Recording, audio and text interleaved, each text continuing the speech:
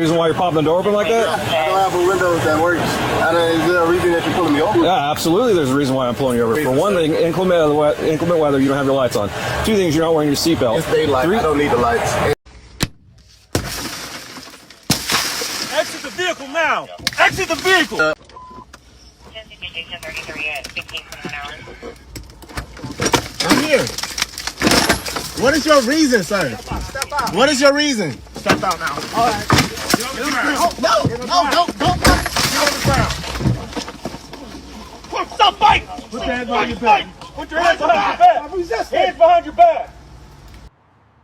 Can you call your supervisor? I don't understand why you're pulling me over. Listen, anybody that knows me knows that I'm more conservative leaning. I am all about respecting police. I love this country. I proudly served in Iraq, in Afghanistan. All right, did about 12 years in the Army. I love being American, right? Even though I was born overseas, I became a citizen, all of that. But I think that we have a problem in America where people just defend their side no matter what.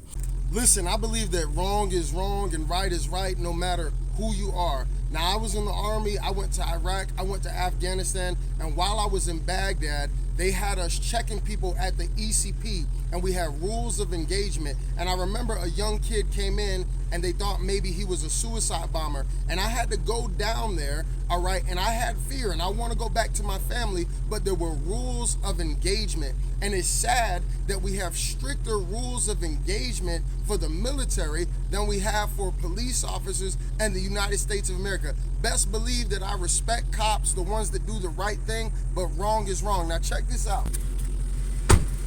He's not complying. I understand why they want to take him out the car. So boom, they bust the window. Once I bust the window, there's no reason for me to punch him in the face. Now, if I see that he has a knife, I step back, I take my non-lethal, I say, sir, drop the knife. If I happen to see that he has a gun, I step back, I create distance, I say, sir, drop the gun. Once the window is busted, all I do is open the door, and I'm trying to pull him out. Now, I've got my weapon on my side here, right?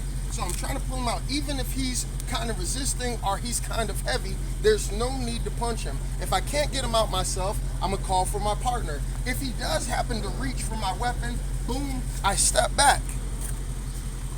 Pull him out. Once we get him here, there's no reason to punch him. I can trip him, I can move him, and if you got about 3 cops, you should be able to take him down and cuff him. It's that simple. As a police officer, we're held to a higher standard and we de-escalate the situation. If you can't admit that the punching was unnecessary, regardless of what he got going on, it just don't make sense to me.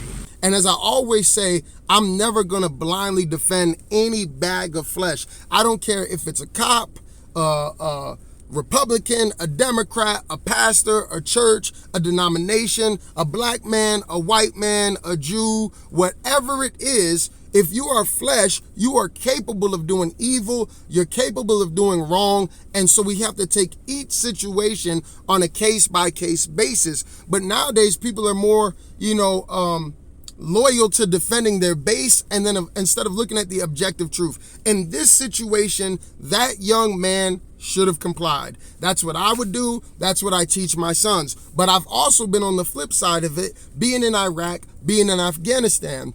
I remember that, we had LNs. That's what we called them, local nationals.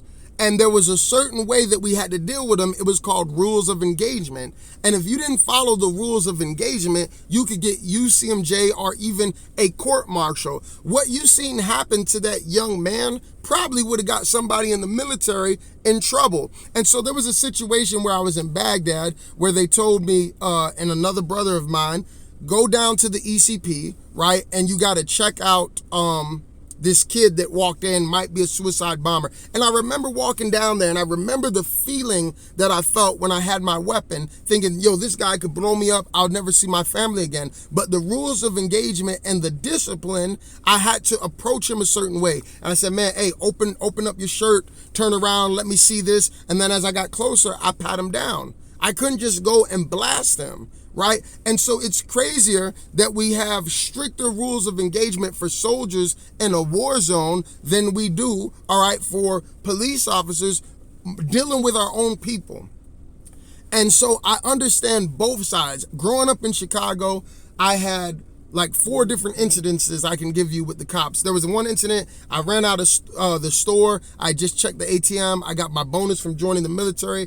And so I was running home. My mom was going to take me to buy a car. The cops came, hit me with the car, grabbed me, threw me on the hood, and asked me why I was running. They saw me running on the street. This is a true story. I told them I was in the Army. They started laughing. They didn't believe me. They had to take me to my apartment where my white mother was, and she went off on them, showed them my ID. They apologized. Another story, this girl was getting jumped, getting beat up. I jumped in to help, started fighting. Long story short, the police showed up. She was white. Most of the kids were white or Asian.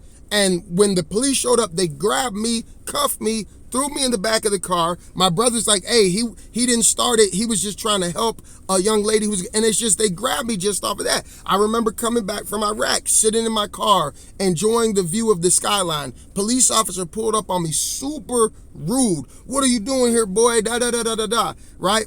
Once he saw my uniform, his whole energy changed. I had my military uniform. He said, take as long as you want. I remember being pulled over in Kentucky for driving too slow. Cop made me get out the car, walked me to the back, had a dog barking. It was crazy. I've had so many negative influences, incidents with the cops, but I still respect cops. I still teach that we should respect law enforcement. I still teach that I believe in law and order. And in the same way that I don't hate cops because of a few bad ones, it's the same thing if you see, a black man being a thug, being a gangster. That doesn't mean all of them are bad.